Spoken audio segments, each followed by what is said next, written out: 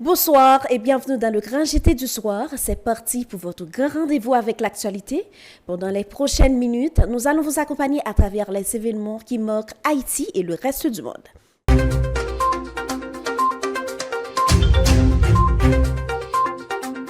Bonsoir Peter. Bonsoir Vanessa, bonsoir tout le monde. Voici le titre. L'ancien sénateur Moïse Jean-Charles a répondu à une convocation du juge Denis Cyprien dans le cadre de l'enquête sur l'assassinat de l'ancien président Jovenel Moïse. La ministre des Affaires étrangères et des Cultes, Mme Rhéna Forbin, a reçu hier, lundi 10 août 2026, les lettres de créance de Mme Catherine Pognard, la nouvelle représentante du secrétaire général de l'Organisation des États américains OEA en Haïti. À quelques mois des prochaines élections, l'inscription des électeurs se poursuit timidement dans les centres d'inscription et de vote. On y reviendra dans un dossier de Kindorf-Central. Toujours dossier élection, l'OPL adopte une position claire concernant le processus électoral. José Joseph, coordonnateur de la communication du parti, a affirmé que l'OPL ne participerait pas à ces élections. Il a accordé un entretien à notre rédaction, on y reviendra. À l'international, en Syrie, l'ancien président Bachar al-Assad a été condamné à mort par contumace pour crimes de guerre et crimes contre l'humanité. Il s'agit de l'une des premières décisions judiciaires majeures contre un ancien dirigeant de son régime. On parlera aussi sport à cette édition, dossier de la sélection U14 à Punta Cana en République dominicaine, le dossier de Jean-Kévin Duverne et de l'arbitre somalien Omar Attan. Madame, monsieur, restez avec nous. Ces titres et plusieurs autres vous seront développés après la pause.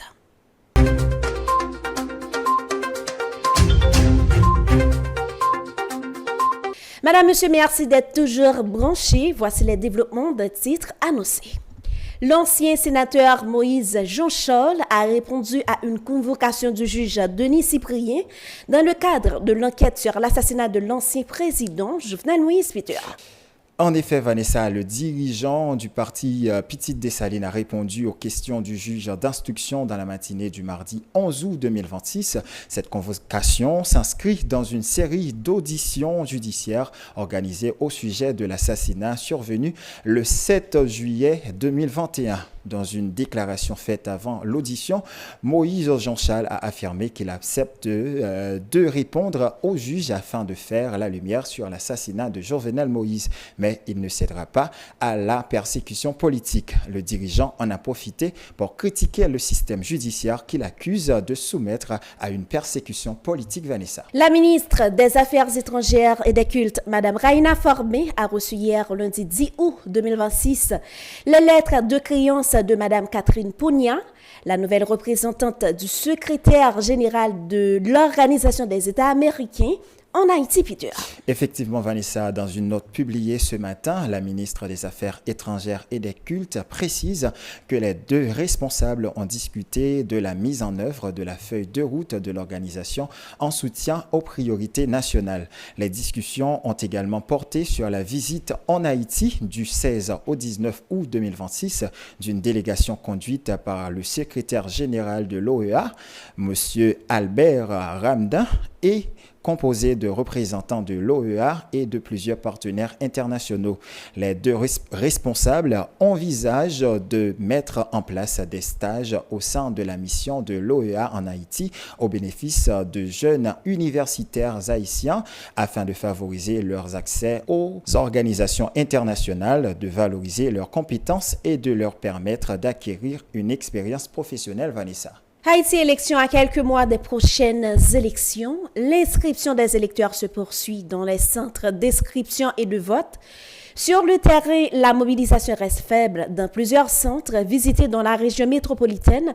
Les agents du Conseil électoral provisoire constatent une fréquentation limitée et pointent du doigt un manque d'information de la population. Suivons ce dossier de Kindorf-Central. À quelques mois du premier tour prévu le 13 décembre, les inscriptions électorales se poursuivent. Mais dans les 3 centres que nous avons visités à Delma, cet après-midi, les électeurs se font encore rares. À l'institution classique des Frères Unis, le centre est ouvert depuis le 7 août. Une dizaine de personnes seulement s'y seraient inscrites.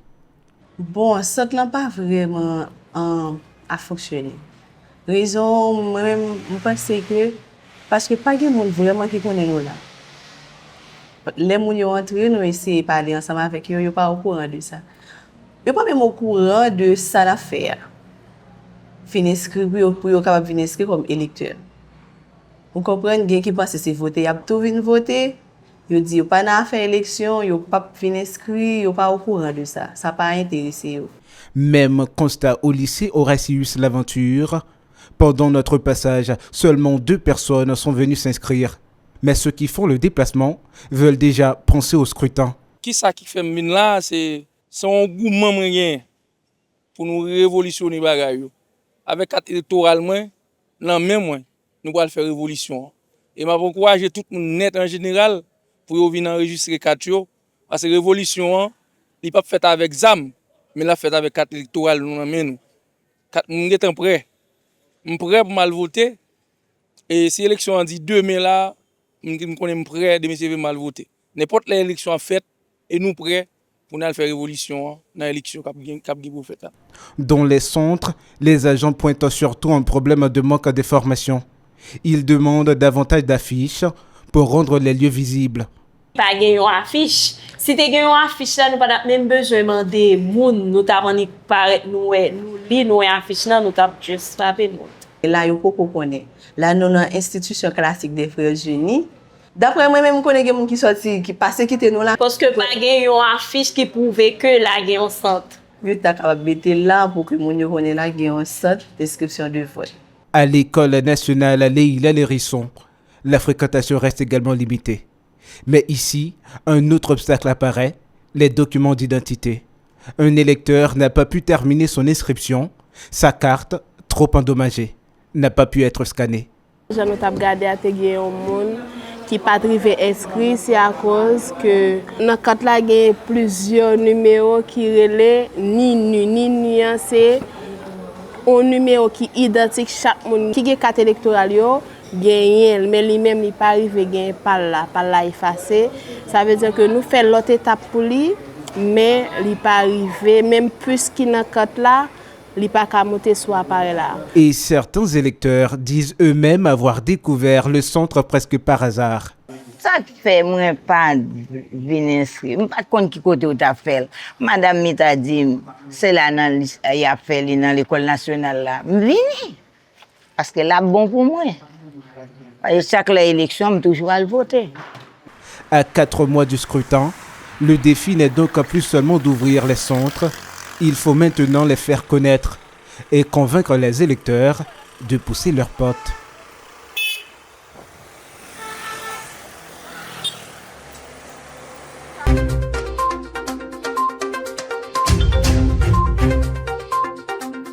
Toujours dossier élection, l'OPL adopte une position claire concernant le processus électoral. Lors d'un entretien accordé à la rédaction de Monley CV, José Joseph, coordinateur de la communication du parti, a affirmé que l'OPL ne participerait pas à ces élections. Selon lui, le contexte ne s'y prête pas. Il explique que le problème de l'insécurité doit d'abord être résolu et le budget consacré au processus électoral doit être revu à la baisse. Plus de détails au micro de notre rédacteur. Nous avons des conditions pour nous participer dans l'élection. Conditions pour nous participer, par exemple, il y a environ 3 ou bien 4. Une des conditions, comme son acte de souveraineté, il faut que les gens qui peuvent voter, yo déplacé sans pas de monde qui contraignent de déplacer. Sans pas de monde qui fait pression sur eux pour dire c'est un tel pour voter. OK? D'ailleurs, il y a un bagay dans le pays, il démenti tête li pour contre lui. Bagay qui démenti tête li pour contre lui, moun te croit que si on mettait l'argent dans un candidat qui peut servir en catégorie moun dans le pays, par le fait qu'il acheté peuple là pour 1000 gouttes, peuple là pour voter dans ce sens pas. Peuple là rendu compte ça pas marcher. Et ça pas marcher encore. Eh ben qu'on y a là gouvernement ça prend une décision mais gouvernement erré, gouvernement induit société en erreur. Et l'induit tête li en erreur tout parce que j'ai l'impression gouvernement pas attendait le pas ouais. Par contre si son petite pression internationale là le gouvernement besoin montrer international là. Moi même moi pour élection. Mais non. c'est pour le gouvernement qu'on ait deux missions dans le pays. Et pas nous-mêmes, l'OPL, qui était une mission. Une de mission, c'était rétablir la sécurité. Deuxième mission, les fin rétablir la sécurité, organiser l'élection. Il y a une qui était préalable à l'autre. Sous pas qu'à rétablir la sécurité ou pas qu'à faire l'élection. Raison, ça fait que nous-mêmes, nous dit que le gouvernement, ça, li manifestons velléité pour mener le pays dans l'autre crise. Une crise qui est plus fond, une crise qui est plus malouque et qui est plus difficile pour nous sortir là-dedans. Nous-mêmes, au niveau de l'OPR, nous pas de vle en transition encore. Nous te vle, c'est ça qui fait nous pas dans l'opposition avec le gouvernement ça, ni nous pas appuyer le gouvernement ça, mais nous t'a suivre pour nous, est-ce que le gouvernement ça a une velléité. Et nous venons constater par quelle velléité pour retirer nous dans la situation ça, et nous dit nous-mêmes pas capable de gagner l'élection. Donc ça veut dire que nous-mêmes, nous pas rentrer dans le débat question élection qui est proché pour faire un air. Non, nous pas dans dynamique ça, parce que dynamique ça pour mener nous dans une crise qui est plus forte. Okay. Mais il y a un pilote parti politique qui manifestait un peu de volonté pour qu'ils participent dans l'élection, qui a un peu inscrit dans CPA. Mon cher, il y a un pile parti qui dans même démarche là. Et il y a un pile parti qui retrouve nous, qui recasse tête de nous. Parce que hier, nous avons gagné une rencontre avec plusieurs partis politiques et même des regroupements politiques. Les regroupements politiques, ça y est, qui inscrits dans l'élection, qui inscrits pour participer dans l'élection, et ils dit nous, sous table de négociation, sous table de discussion, que eux-mêmes, ils ont élection ça pour plonger le pays dans une crise qui font toujours. Et c'est pour ça qu'il y a un pile qui écrit gouvernement pour demander gouvernement pour une transparence, pour demander gouvernement comment faire en même temps, m'ta dit, yo inscrit parti pa yo, y a fait promotion pour parti pa yo, et puis en même temps, c'est eux même qui régulateur. Ça veut dire, déjà, il y a un problème, et, j'aime regarder des bagages pour le passer là, et moi, ouais, il y a des partis, m'ta dit, qui, pour eux-mêmes, j'ai un gouvernement parti, gouvernement, il y a un temps, hypothéquer, question, soi-disant, élection, ne pas le faire. Nous pas appuyer l'élection ça qui a fait là, mais est-ce que comment on concevoir le processus là, comment le processus là a commencé, ou est-ce qu'il y a de très bonnes choses qui a fait, ou au moins est-ce que jusqu'à présent pas rien qui est capable de une garantie que capable de gagner une bonne élection. Premièrement, nous avons les décrets électoraux la sortie. Nous avons des objections à décret électoral là, mais nous sommes d'accord en partie dans le décret électoral là, et nous demandons pour corriger. Parce que nous disons qu'il n'y a pas de mission pour aller dans la réforme constitutionnelle. OK? Nous disons que c'est première erreur. C'est premier côté, il y a erré. KIPA subit pression au gouvernement pour le montrer, le gouvernement l'a concocté avec lui, il est d'accord mettre ça dans le décret électoral. C'est premier côté KIPA font une erreur monumentale. Deuxième bagarre, nous-mêmes nous te dit, bon côté, KIP a été des incitatifs, regroupement des partis politiques, diminution de frais, quota pour les femmes. OK, nous-mêmes nous te applaudi ça. Mais cependant, là nous, ouais, on a regardé, gagné un calendrier qui sorti, et puis nous, ouais, KIPA dit ajuster à gouvernement, à sa gouvernement voulait. Et nous avons gardé des démarches là, nous dit démarche ça pour nous-mêmes, il pas mener nous en tant que côté, il pas mener nous dans élection qui est capable de permettre nous sortir dans la crise là. Au contraire, la mener nous dans démarche côté la enfoncer nous dans trois puis fond.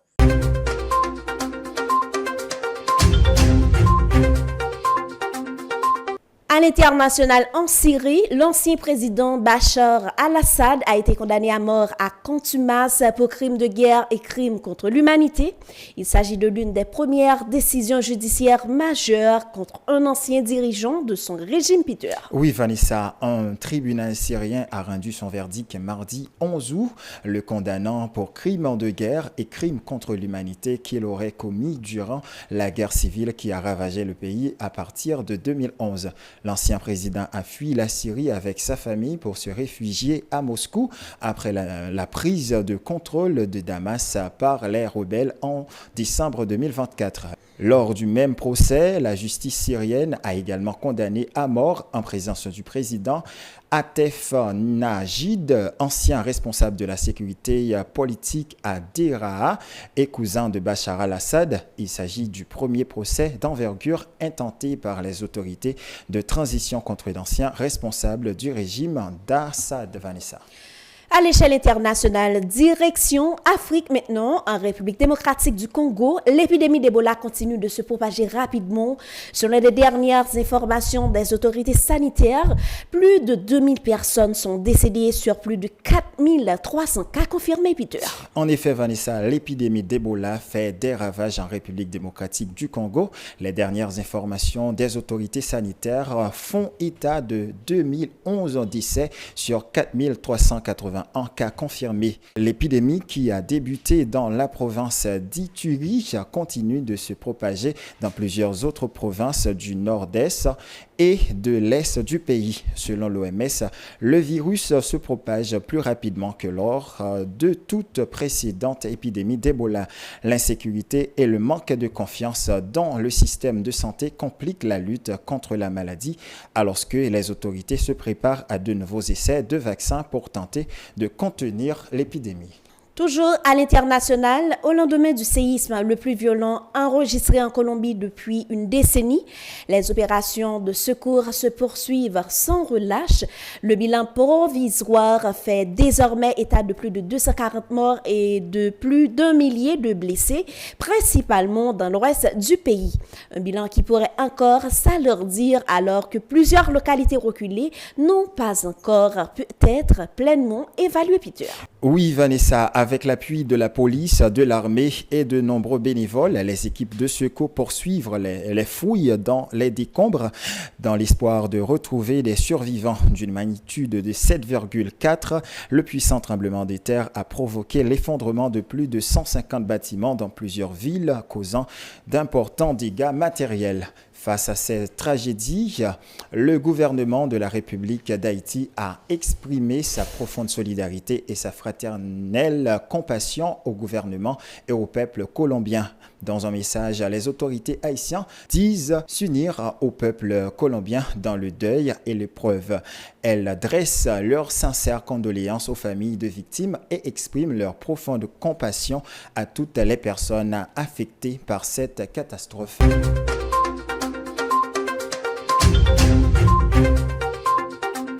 La sélection haïtienne masculine des moins de 14 ans se dirige vers la République dominicaine pour participer à la CFU Challenge Série, Peter.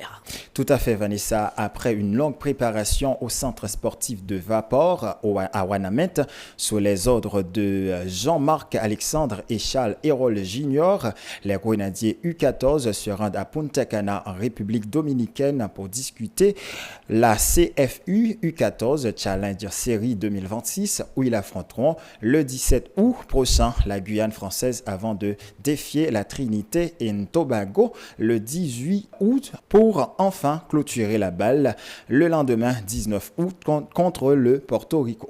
L'international haïtien de 29 ans quitte définitivement le FC Nantais et rejoint l'équipe de l'Omania Nicosie en Chypre pour un contrat de 2 ans et une autre année en option, Peter. Effectivement, Vanessa, arrivé en 2023 chez les Jaunets Verts, le défenseur haïtien a disputé au total 30 matchs sous le maillot nantais.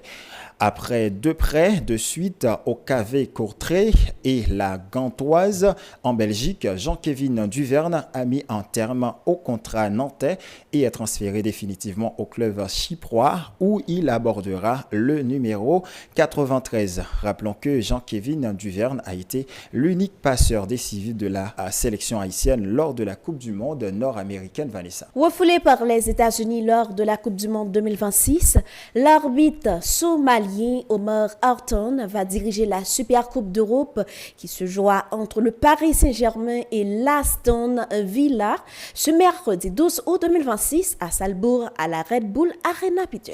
C'est une grande première dans l'histoire de la compétition qu'un arbitre non européen dirige la finale opposant les vainqueurs de la Coupe Europa et la Ligue des champions de l'UEFA. Privé de la Coupe du Monde, M. Omar Harton pourrait rebondir sur la scène internationale après avoir été retiré de la liste des arbitres retenus pour officier lors du mondial. Le meilleur arbitre africain en 2025 de 34 ans sera assisté par le Djiboutien Liban Abdul Razak Ahmed et le Kenyan Stéphane Eliazar Onyango Yembe. La nomination d'Omar Harton pour arbitrer la finale de la Super Coupe d'Europe intervient dans un contexte de tension entre la FIFA et la Confédération européenne après son retrait de la liste des arbitres retenus pour la Coupe du Monde, Vanessa. Merci à tous de l'avoir suivi. Bonsoir à tous. Bonsoir Peter. Bonsoir Vanessa.